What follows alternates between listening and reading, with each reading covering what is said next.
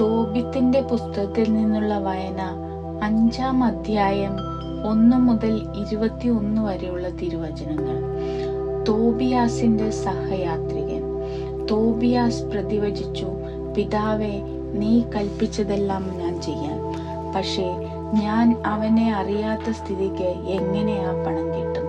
തോബിത്ത് മകന്റെ കയ്യിൽ രേഖ കൊടുത്തുകൊണ്ട് പറഞ്ഞു, നിന്നോടുകൂടെ പോരാൻ ഒരുവനെ കണ്ടുപിടിക്കുക. ജീവിച്ചിരിക്കുന്നിടത്തോളം കാലം ഞാൻ അവന് കൂലി കൊടുത്തുകൊള്ളാം. പോയി ആ പണം വാങ്ങി വരിക. തോബിയാസ് ഒരാളെ അന്വേഷിച്ചു, റഫായേലിനെ കണ്ടുമുട്ടി. അവൻ ഒരു ദേവദൂതനായിരുന്നു. എന്നാൽ തോബിയാസ് അത് മനസ്സിലാക്കിയില്ല. അവൻ ചോദിച്ചു, മേദിയയിലെ റാഗേസിലേക്ക് എന്നോടുകൂടെ പോരാമോ?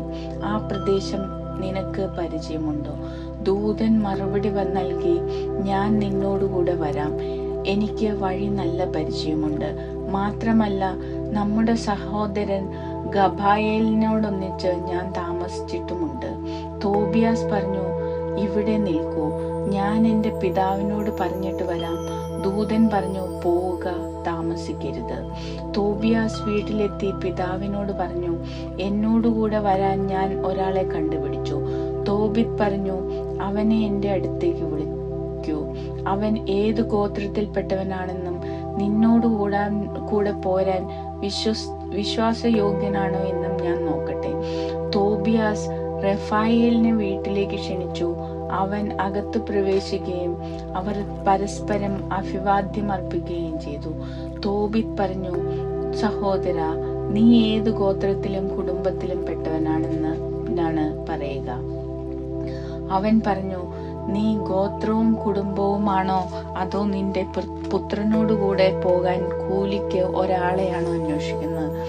തോബിത്ത് പറഞ്ഞു, സഹോദര, നിന്റെ ആളുകൾ എന്നെ ആരെന്നും നിന്റെ പേരെന്തെന്നും അറിയാൻ ഞാൻ ആഗ്രഹിക്കുന്നു.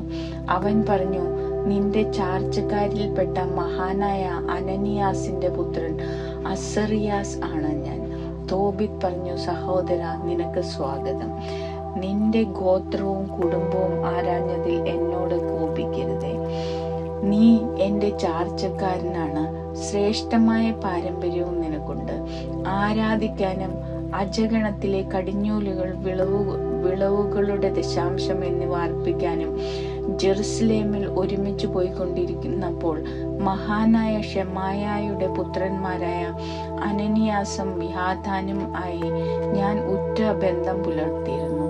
നമ്മുടെ ചാർച്ചക്കാരുടെ തെറ്റുകളിൽ അവർ ചരിച്ചില്ല. സഹോദര, നിനക്ക് ശ്രേഷ്ഠമായ പാരമ്പര്യമുണ്ട്. എന്തു വേതനമാണ് ഞാൻ തരേണ്ടതെന്ന് പറയുക. ദിനം പ്രതി ഓരോ ഭാഗ്മായും എൻ്റെ മകന് വരുന്നത്ര ചെലവും പോരെ? കൂടാതെ സസുഖം തിരിച്ചെത്തിയാൽ കൂടുതൽ തരികയും ചെയ്യാം. ഈ വ്യവസ്ഥകൾ അവർ സമ്മതിച്ചു. തുടർന്ന് തോബിയാസിനോട് പറഞ്ഞു, ഒരുങ്ങിക്കൊള്ളൂ, നിങ്ങൾ ഇരുവർക്കും യാത്രാമംഗളങ്ങൾ. പുത്രൻ ഉടനെ യാത്രയ്ക്ക് ആവശ്യമായ ഒരുക്കങ്ങൾ ചെയ്തു. പിതാവ് അവനോട് പറഞ്ഞു, ഇവനോടുകൂടെ പോയിക്കൊള്ളുക. ഉന്നതത്തിൽ വസിക്കുന്ന ദൈവം നിന്റെ മാർഗം ശുഭമാക്കും. അവിടുത്തെ ദൂതൻ നിന്നെ കാത്തുകൊള്ളും. അവർ ഉടനെ യാത്ര പുറപ്പെട്ടു. ആ യുവാവിന്റെ നായും അവരോടുകൂടെ ഉണ്ടായിരുന്നു. എന്നാൽ അവന്റെ അമ്മ അന്ന കരഞ്ഞുകൊണ്ട് തോബിത്തിനോട് പറഞ്ഞു, നമ്മുടെ കുഞ്ഞിനെ എന്തിനാണ് ഇങ്ങനെ ദൂരെ അയച്ചത്? നമുക്ക് അവൻ താങ്ങായിരുന്നില്ലേ? പണമല്ല പ്രധാനം, അത് നമ്മുടെ മകനേക്കാൾ വിലപ്പെട്ടതുമല്ല.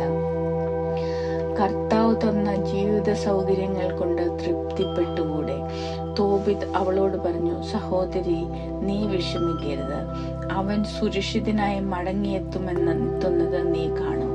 കാരണം ഒരു നല്ല ദൂതൻ അവനോടൊത്ത് പോകും. അവന്റെ യാത്ര മംഗളകരമായിരിക്കും. സുഖമായി അവൻ മടങ്ങുകയും ചെയ്യും. അവൾ കരച്ചിൽ നിർത്തി.